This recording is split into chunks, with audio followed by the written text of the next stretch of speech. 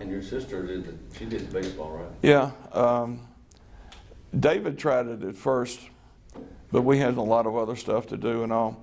And my sister had 5 kids, and who better to work with teenagers, which most of these kids were 18, 19, 20 years old. Who better to work with kids and work within a budget than somebody who's got 5 kids? So she was in charge of it. I designed the concession systems and managed that. And I had someone who took care of it because I couldn't be there all the time, but I picked out the food products. I wanted to go into the ballpark and eat something besides a hot dog because I've gotten food poisoning multiple times from that. And so I wanted to sell pizza. And they thought I was crazy. Nobody's going to eat pizza on a hot summer's day. Well, I had one little oven the first year. The next year I had a pizza stand.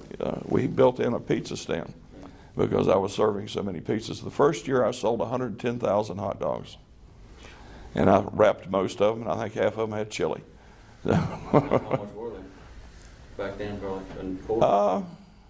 It's probably $1. That's good. I had people that would come by and just buy the hot dogs and take them home. Really? Must have been good. Oh, they were. Now, see, there again, because I would have to eat that hot dog as much time as I was going to be out there. Wiener King was big back then when we first opened the ballpark, and the people who sold Wiener King came by the ballpark and explained what hot dogs were to me. I was really naive about that, but he said, you've got all meat or you got everything else. I mean, that's beaks everything else. And so I never bought their product. But I did a deal with Armour. It was a specially made hot dog for us. And I get them in 10-pound boxes. If I put them in the boiling water and came up with that much grease on it, that means that they had too much fat in them. I'd send the whole load back. Really? So I had good hot dogs because I ate them. I know what good hot dogs would be like. Yeah, if it says all meat or something, that's the way to go. We go to some of these ballparks and places, and you've got the so-and-so JCs are sponsoring it for us. That means they did all the local legwork and got the ticket locations and stuff. And we'd split it like 30-70 or something, the gate. And they'd have their concessions, a hot dog and stuff. And you've been driving all day and you're starving. You go eat a hot dog. Well, that hot dog isn't any good. Yeah. And it would tear you up. We had a time, we were in Louisiana. We were doing a pay-per-view, and it was hometown of one of the guys that was on our crew, Moses Williams. And Moses wanted to show us the local cuisine, and so he was going to do a crayfish dish. And he did, and he fed the whole crew. And you're talking maybe up to 100 people when we come in there for a full setup. Well, there was a little something wrong with the crayfish. And it was, pretty much everybody got the shits. But that's not good during the pay-per-view because you don't have any commercial breaks. And I'm at the ring, and the way they had Dusty Rhodes and I think Magnum and somebody else, and we had the ring behind the announcers. They had the announcer platform was, of course, up in here, and then you had the fans in the ring. And they were going to go to interview with somebody. And I had to go. I threw that camera down. I took off running.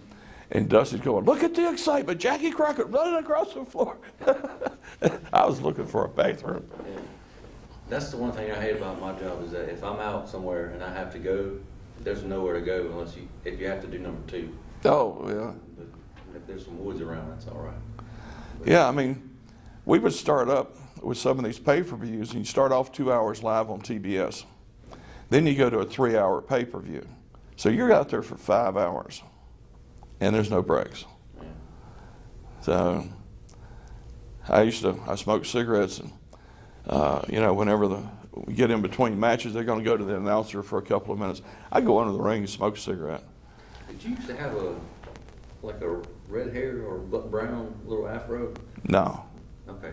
Some guy sent me a picture. He used to take pictures with you guys, and he said it was you, but I have it, but I don't have an image of it with me here. I wanted to show it to you. No, my hair is always it was blonde or brown. Yeah, must have been. It looked kind of reddish to me, but maybe. Well, no, I had some. If I had a beard, there was some red in that. So I had a beard for a little while. I'll show it to you somewhere down the road. Yeah, because if this works out, I'll get, David lives in Charlotte over at Dilworth. Yeah.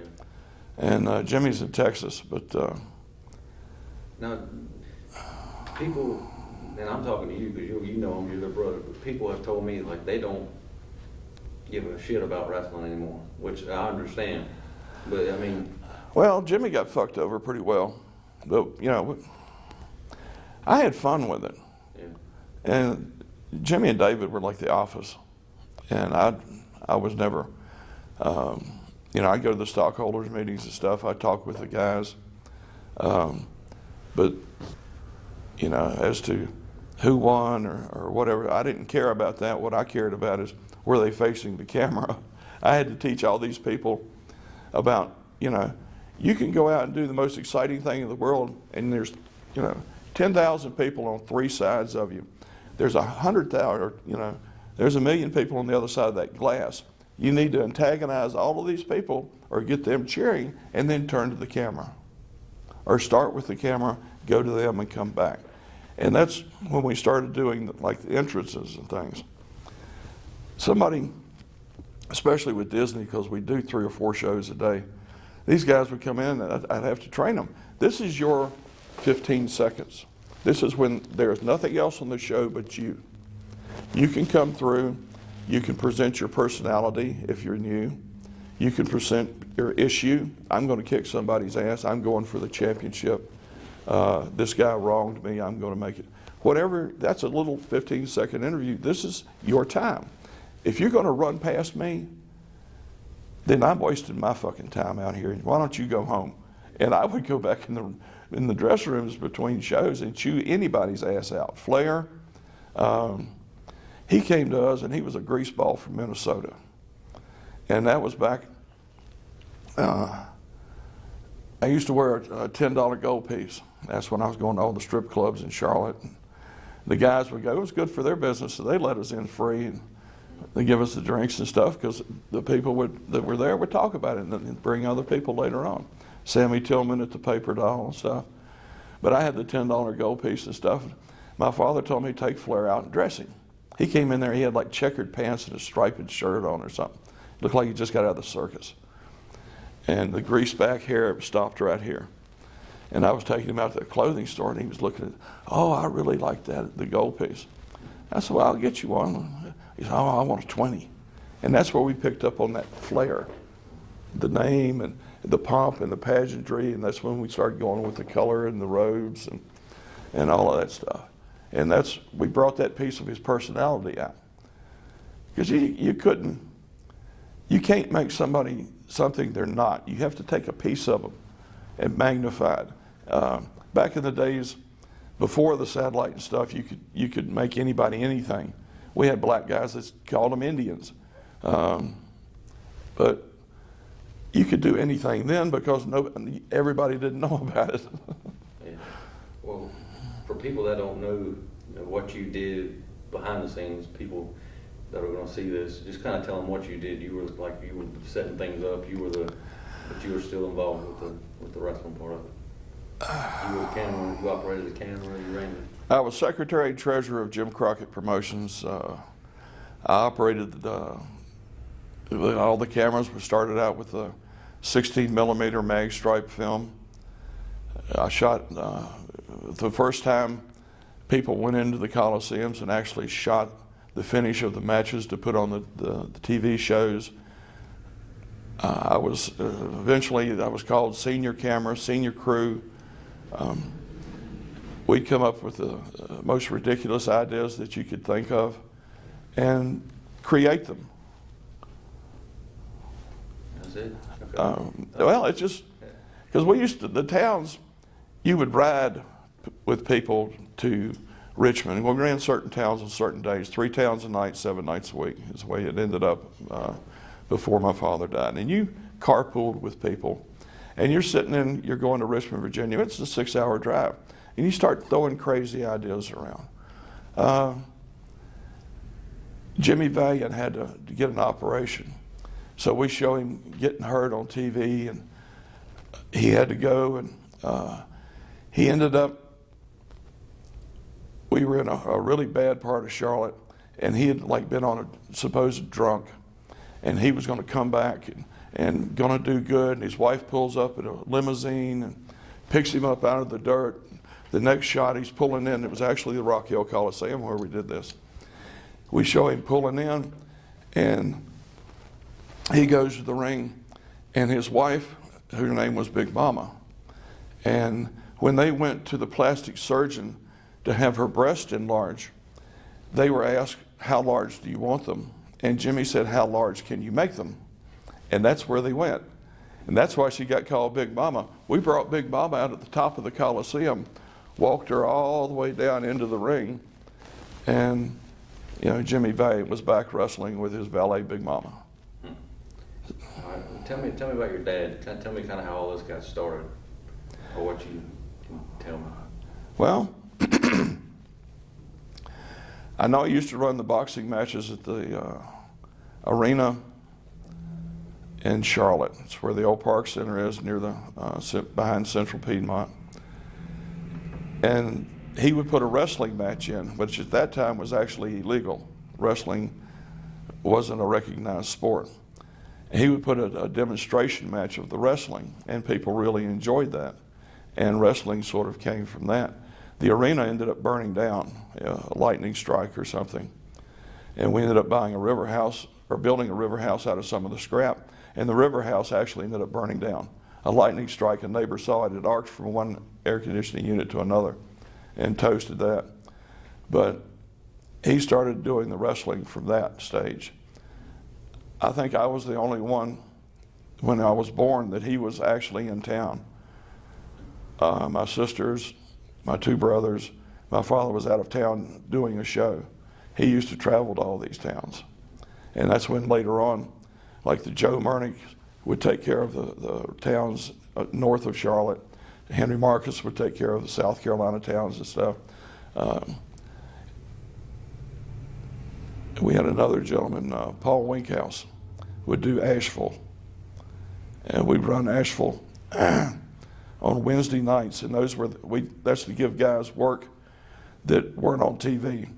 On Wednesday nights, we used to run Charlotte TV in Raleigh, and those were the main shows that we would bicycle around. Talk about, you said you guys did 3 towns a night for like 50 years, I think. Yeah.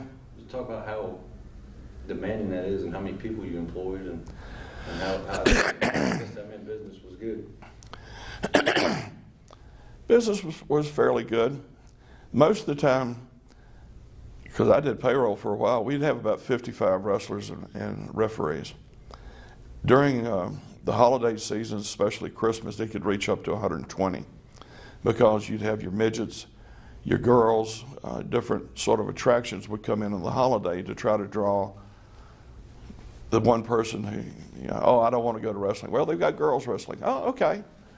Well, that's the only time you do it because it's not a regular draw for something like that, or midgets. But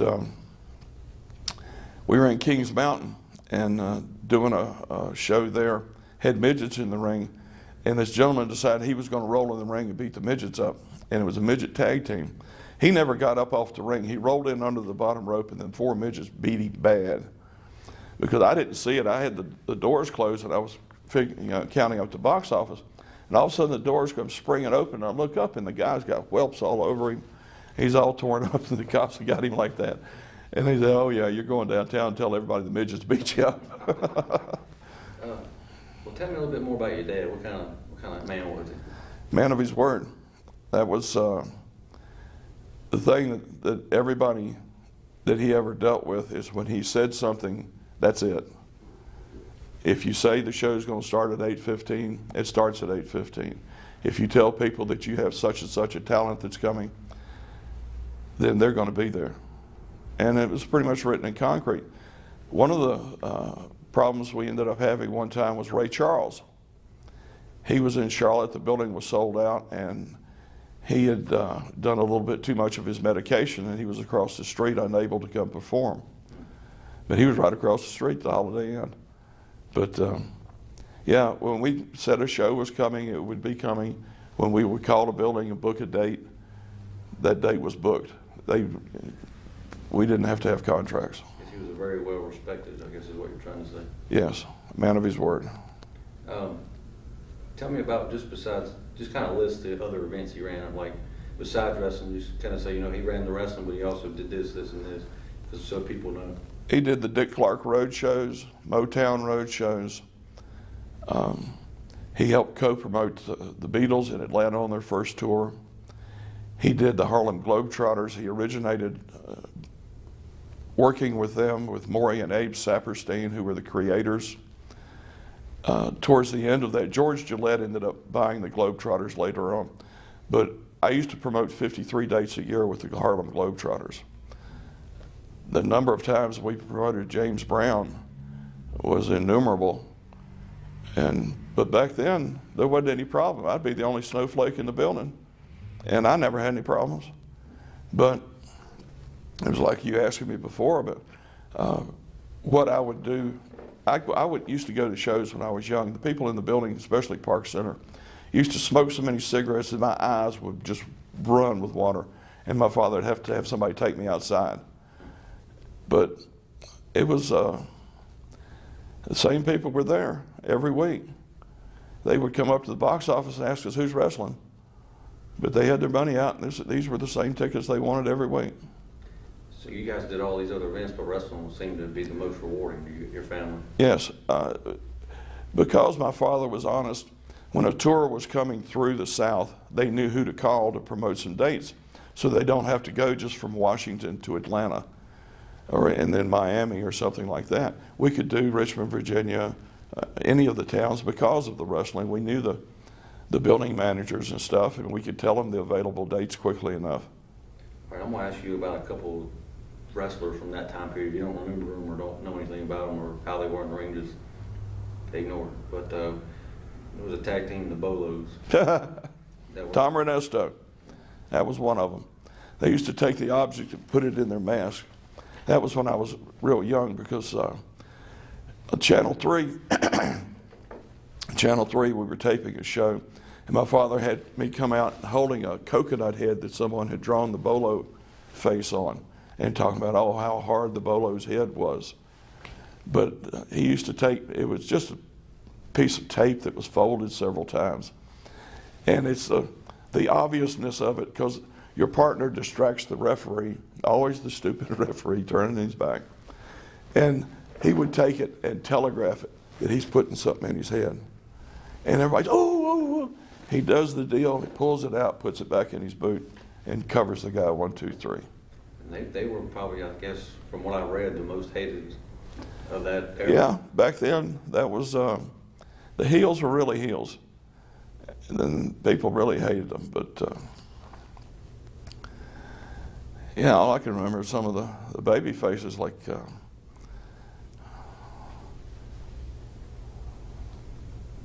about George Becker?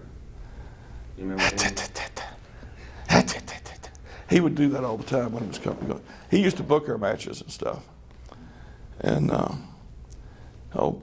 man was old when I first knew him. He never did change. He was always bald-headed. But we used to have an office over at 1111 East Moorhead. And there was 2 rooms.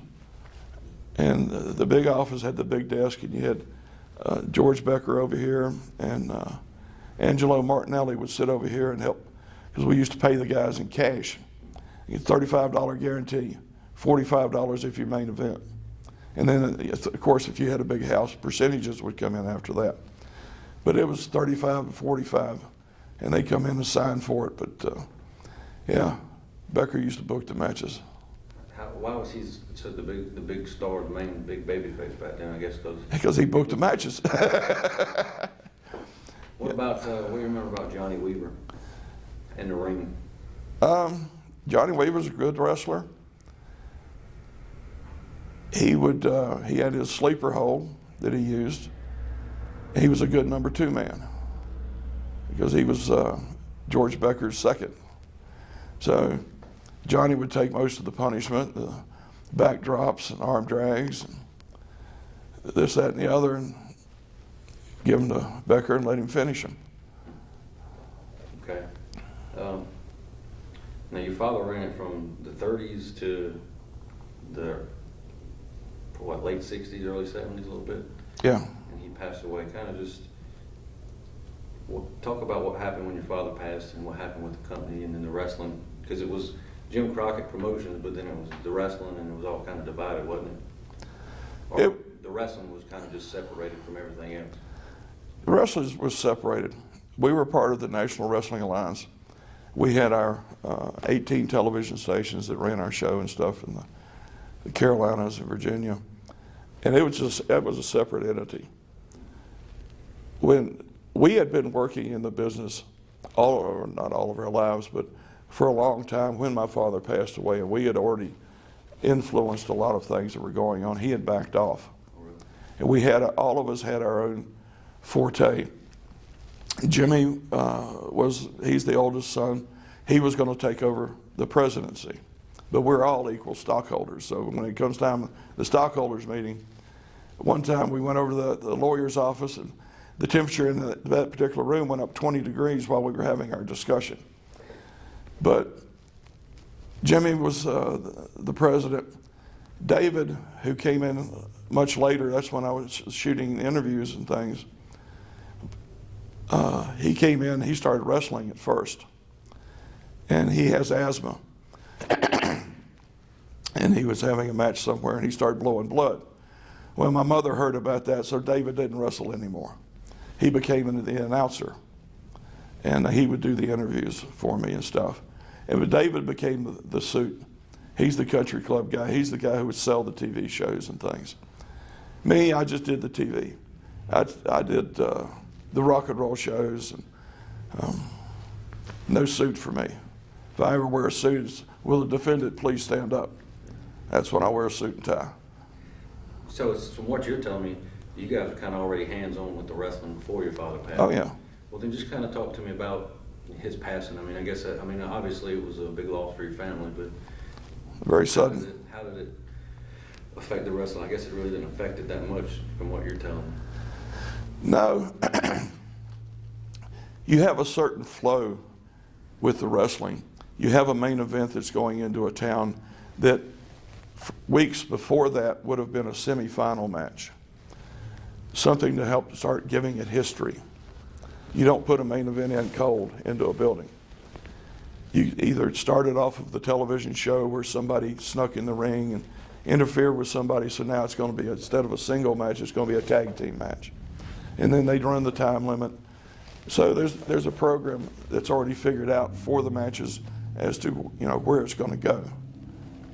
This time they go into the Coliseum, oh, well, the time limit ran out. Next time you come back, there's going to be no time limit. Somebody interfered in the match, the guy gets disqualified. Next time it's no disqualification. So there's steps to things. So he died very suddenly, but there was already a flow going on. And we were active in the day-to-day activities of the company. So, yeah, but then about that time, that's when Vince Jr. started saying he was going to take over the world. And we went from Mid-Atlantic Championship Wrestling, we bought the Georgia, which had Turner's, the TBS station, which was World Championship Wrestling. And so in order to be a world name, you don't want to stay with Mid-Atlantic Championship Wrestling running a TV show in California. They think you're a hillbilly. But if it's World Championship Wrestling, you hook into it. So kind of tell me how you guys got onto that TBS. I know from what I've read, you guys had to buy it at the time from Vince because he had purchased it from Turner or Georgia, and then eventually you guys had to come in and get it. I'm not sure about that part of it there again. Yeah. That's the front office. I was television. Right. I didn't care about the rest of it. Okay, well then now let me ask you this. Just being a board member, did you think it was smart to go ahead and start trying to go after Vince like he was doing? Or did you? Well, that was protection. We weren't going after him. It was protection. And then also we found out how much money we could make off our television show if we had national syndication. The advertising time, you have like 7.5 minutes in a show that you can run your commercials or interviews or whatever. And so the show is going out to 253 stations across the United States. Obviously, we're not going to run shows in a lot of that so we could sell our ads. That's why we bought Texas. That gave us our national syndication. And they had California stations and stuff all through the Midwest. When you say Texas, is that the Bill Watts? Was that not Bill Watts? Yeah. What was the reasoning for buying that and moving? Didn't your brother move out to Dallas after that, move headquarters out there? What was all? Because we're running towns out there. We were running 3 towns a night. They were running a lot of towns as well. And they needed somebody to oversee that. And our organization was pretty well settled in. We knew who did what and whose responsibility things were. For the finishes and the flows of the match, we don't do that. You hire somebody, you get an ex-wrestler or a current wrestler, somebody who knows how people wrestle. And if they don't work out after a while, you change them out. That's all. It's just like a coach for a football team. Now, Ric Flair has been on record saying that they went to Dallas to get into the movie business. Can you shed any light on that? Or? No. That's not true? I don't know. You don't know? No. I never heard of that one. Okay. I have a question. Go ahead. Were there any plans for you to go worldwide, even without the pressure from Vince, before the talks of before? No.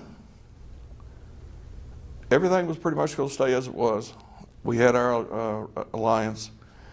We were, as people were getting older, we were making offers to purchase their territories, but not at the rate that we did it after Junior decided he was going to take over the world. And I guess that kind of shows the difference between the Crockett's and McMahon. He was just going in and taking over, and you guys were We bought him. being courteous. Yeah, no, it's a business. Just kind of talk about that. He was just kind of going in and running them down, and you guys, at least. He would book just the big buildings and stuff, and like with the Globetrotters, I used to book the dates for that 3 and 4 years ahead in order to get, because the Globetrotters traveled by bus, so they didn't want towns that were over 300 miles apart. And to route 53 dates going down this side of the Mississippi, you'd have to book out early. The circus does it 10 or 12 years out.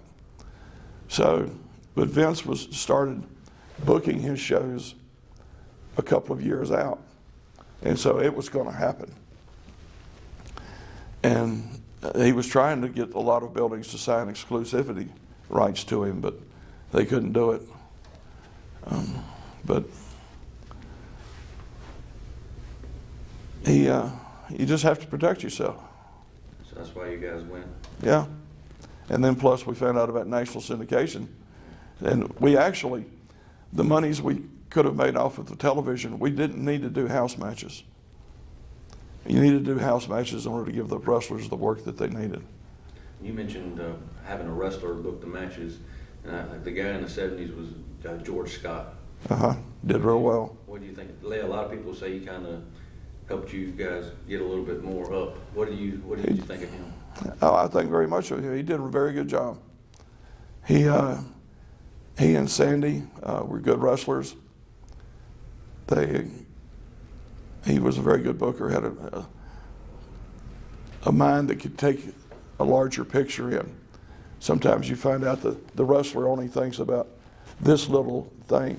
With 3 towns a night running multiple states, and then doing and growing quite a bit, he did an excellent job. And I don't know if there's any truth to this, but when your dad was running, it was mostly tag teams. And when he came in, he kind of brought in the Johnny Valentine, the Wahoo McDaniel. It was a lot of tag teams, but you also had guys like Haystack Calhoun.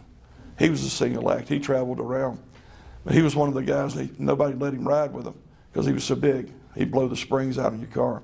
He used to drive around a big International, lean this way. But you had a lot of single acts that came around because you had Gorgeous George. He was the first color in the wrestling. He would come out, and his wife was the valet. I wonder if I can get something to drink here. My voice is going. I got the cooler out in the car. Got a few more topics and then we'll Sure. let you go. You want what you want. I know I'm probably wandering some.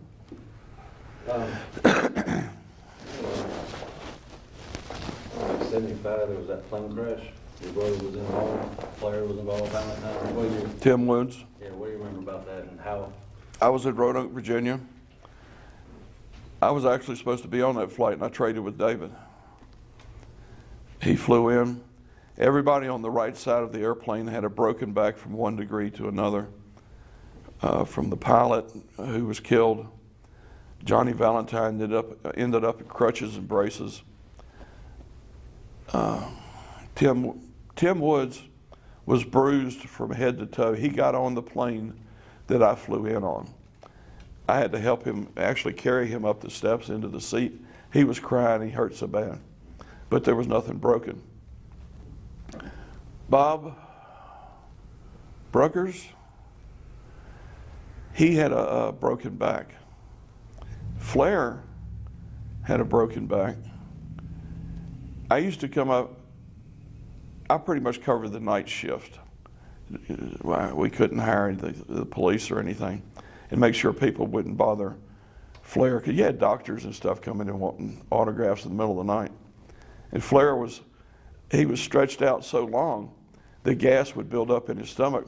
And we'd sit there and watch TV, and I'd rub his stomach so he could fart. How much closer are you going to get to somebody? I don't know, but how did that affect the business that you guys were doing at that time, man? Well, Took away one of your top guys, or two of them actually. yeah, because Bruggers couldn't take a body slam anymore. He might separate his back. Valentine, that was a horrible waste of huge talent. Johnny Valentine, I used to take tickets at Park Center. And after the things slowed down and stuff, I'd go down and watch the last couple of matches. Sometimes our crowds weren't so good, so I could sit third or fourth row. And Johnny Valentine would get you into a corner, and he would come down on you. Boom! And then he steps back and he drops his arm, and you hear him, hit me. Boom, you hit him. He pushes you back into the corner. He comes down with that forearm, and he's rattling your teeth. Boom! And he steps back, hit me. He does this 2 or 3 times. You see, he gets goosebumps. His nipples would get hard, and he would beat you ass all over that ring. Oh, he was a huge talent. All right, now what do you think of Dusty Rhodes? He was brought in to run the show. What do you think of him? Well, Dusty's a good talent. He had to be reined in a few times, I think, but he did a good job, and he kept his character in line. He didn't try to promote himself so much like Becker used to. He did an okay job, but it was a very much a collaborative. We had a large office with a big meeting table, and when the programs and things were discussed, everybody's suggestions were taken into consideration because it was becoming such a huge business. It used to be you go into a town and you draw 200 or 300 people. It's okay. That's back when guys were making $35 a night. But gas was a quarter. So it became pretty big. I used to write the checks and stuff, and $150,000 was not out of the question for a week. And so Flair got a lot of those and whatnot. I gave some people some bogus checks too. I'd start off with $100,000. I'd start deducting stuff. They'd end up with about $20. Talk about Ric Flair during I know he got built up in the 70s, but just talk about what he meant to Jim Crockett Promotions in the 80s. I mean, the 80s he became, the NWA champion, and he was people's guy for a long time. Yeah, Flair was one of the kind of guys you love to hate. He was a babyface if you needed him to be. He was a heel if you needed him to be. He had a good talent. He worked very hard. And he would sell for the other wrestlers, and then he'd come back and do his job. We had I told you about the match in Asheville. You want to know about that one? Okay. He came back from a tour of Japan, and we were shooting television in Asheville. He came in right off the plane, bright white neon trunks. And I'm down at the ring, and they do a slam, and he gets up. Now, well, is the ring dirty? Is a brown spot about like this on the back of his pants? Something on the ring. Okay. He takes another slam, the spot's getting bigger. He had his upset tummy. He took the third one, and the back of his pants are brown. And so we like, okay, we cut it off. No championship match today. But, I mean, we shut the TV down. They went ahead. After I told them we were off, they finished it. People talk to, they use this term called a dusty finish. Are you familiar with that? Probably, but go ahead.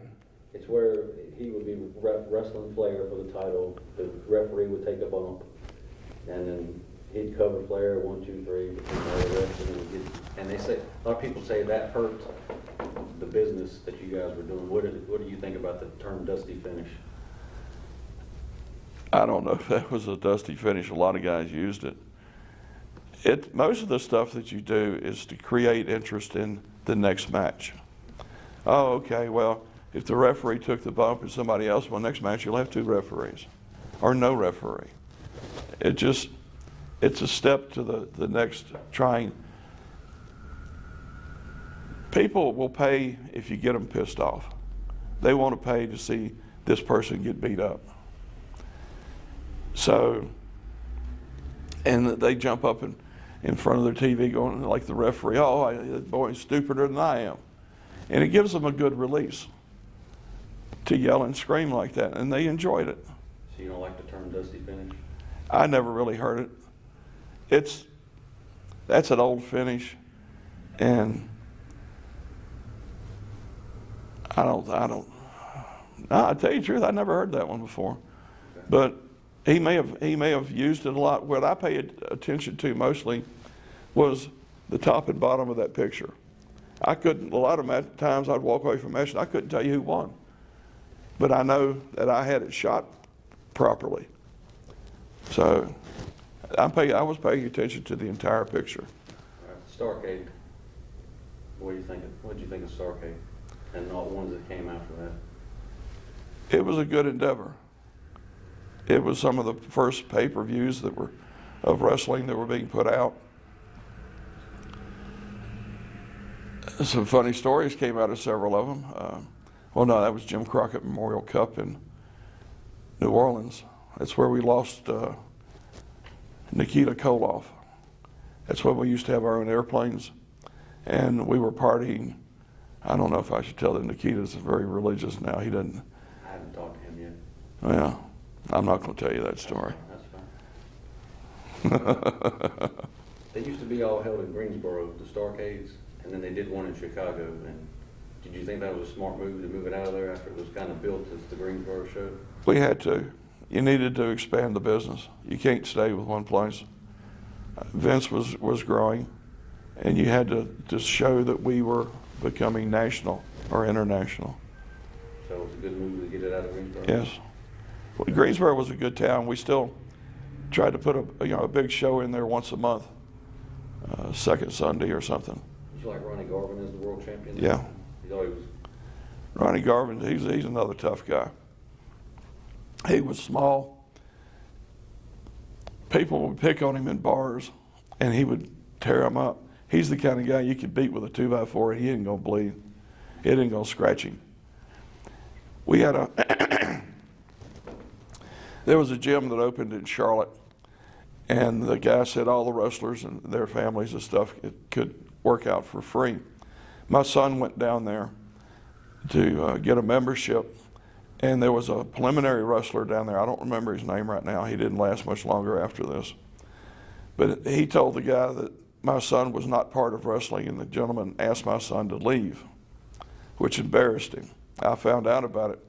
We were there again shooting a match in Asheville, and I pitted. We needed to put a match in the ring. We called it dark match when we were rolling tape in the truck. So I pitted Ronnie Garvin against this gentleman who was wearing the full leotard, starts with the strap and a runs all the way down. Before the match was over, Ronnie had hooked him up. Ronnie would hook you up where you couldn't move, and he always had a free hand.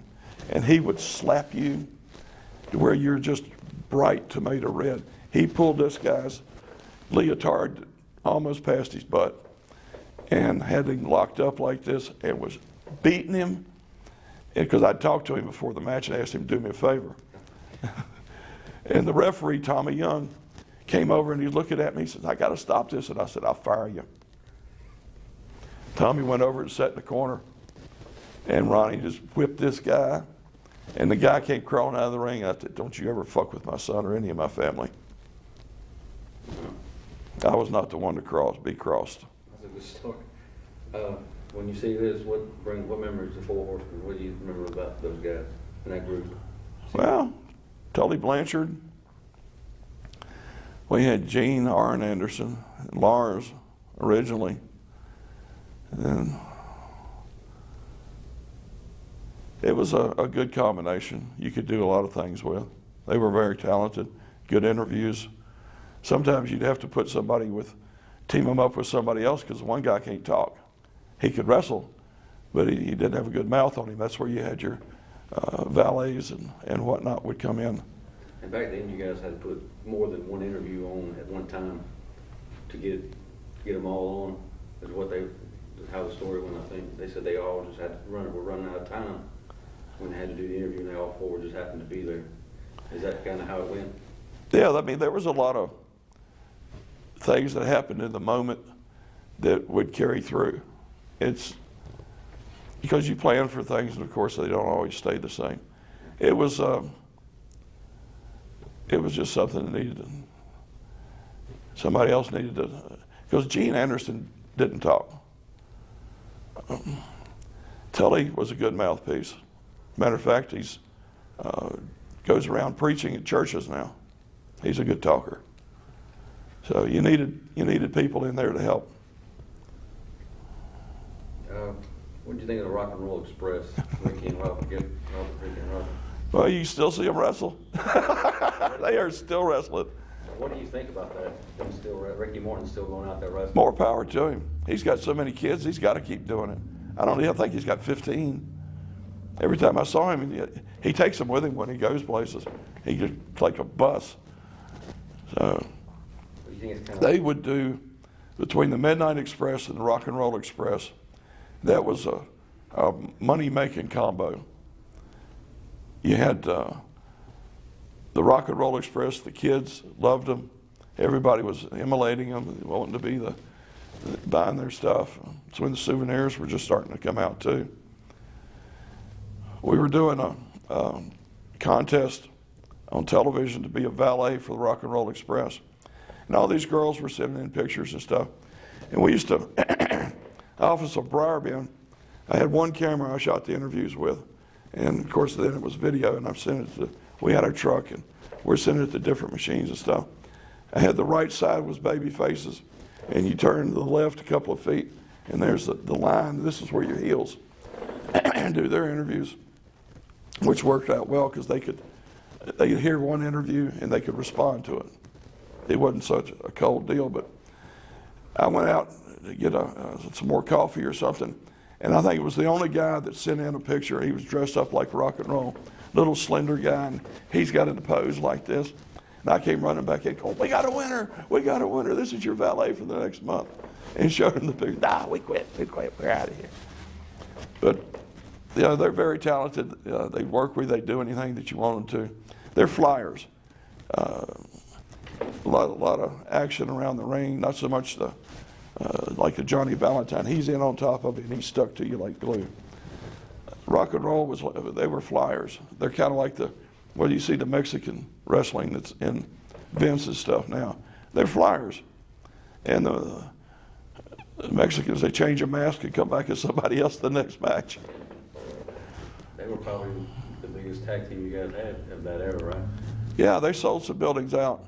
We sold out Memorial Stadium in Charlotte, doing a show there. We did, I forget, I may have won one of the first Starcades. The traffic, it was a sellout in Greensboro, and they double-decked the building then. and traffic was blocked up for miles around. You couldn't get to it. The interstate was stopped up. People trying to get to the show. That's impressive. Back then, you know, they don't do that now. What do you remember when Magnum TA had his accident, car wreck? We were coming back from Greenville, South Carolina. We used to party at Bennigan's. It's Sharon Amity right there across from South Park. It's not there now. It's a Burger King or something. Oh no, it used to be right behind the Burger King. But we used to party our ass off in there. And we came back. We made the stop there, and it had been raining that night. And he took off at his Porsche, headed home, and it hydroplaned, and it paralyzed him. We took him. We got him into the hospital. I had to have security in there because everybody was trying to see him. All the nurses wanted to see the cute boy, and he couldn't move. And I didn't want him getting terrified because I don't think he realized the extent of the damage. And it was kind of funny. Later on, a few days later, after everything had been stabilized, a nurse was giving him a tub or a bath in his bed, and he got an erection. And we went, "Oh, Cyclops lives, Cyclops lives," because we were all kind of worried the poor guy's going to be dead from the neck down. But we took good care of him. He came out pretty well. It was kind of sudden. I mean, he was supposed to be the next big He was the next big talent. The man was good looking. He had a good head on his shoulders. He could talk. He could wrestle. He was going to go far. He'd have made millions. Okay. Why did you guys get the planes? Because of schedules. We wanted to do on Sunday, we would, you could run, say, Charlotte and Wilmington or whatever, and you have your underneath card go in. Well, Charlotte's 3 o'clock and say Wilmington's 6 o'clock. Well, Charlotte starts at 3 with the underneath. By the time that your main event is hitting here, you started your show here. And so when they finished the match here, they would fly to say Wilmington and do another main event there. So we were spreading our talent out. And then plus scheduling. We wanted to go this town, that town. It was just hard to do and get people home. Well, what happened? I mean, people wanted to know why did it stop? Why did you guys have to sell turn? And what was that transition like? I imagine you guys probably didn't want to get rid of it. Turn your camera off a second.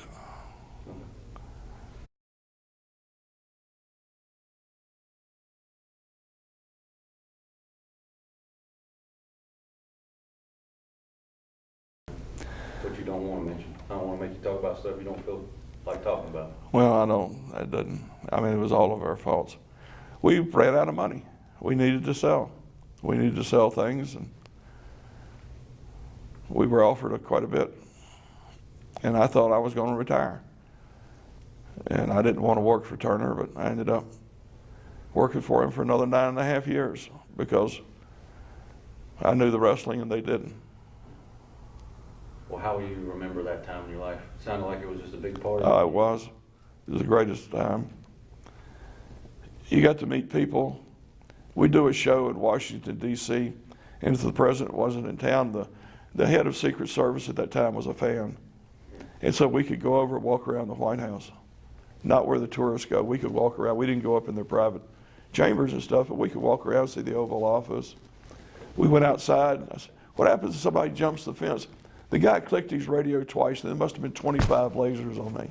Wow. People coming out of, you thought it was a tree? That's not a tree. It's hollow, and there's a guy in there. Really? Yeah. Wow, that's crazy. No, but yeah. Dusty Rhodes was big friends with Willie Nelson. I want to say Waylon Jennings, but it's Willie Nelson. Well, Willie Nelson was doing a party at the White House, and he wanted to smoke a joint. he went to the roof of the White House and smoked his joint. Secret Service is up there. They're paid to look this way, not that way. They did what he wanted, went back to the party. Jeez. Willie likes his pot. Yeah. Well, last question. Just finish this sentence for me. When people look back on Jim Crockett Promotions, I want them to remember, I want them to think of it as good times. We promoted entertainment, various types of entertainment. There's people that know us through hockey or rock and roll or mostly wrestling. But we were entertainment, and we entertained millions of people. I hope, obviously, successfully. The ratings and things were good.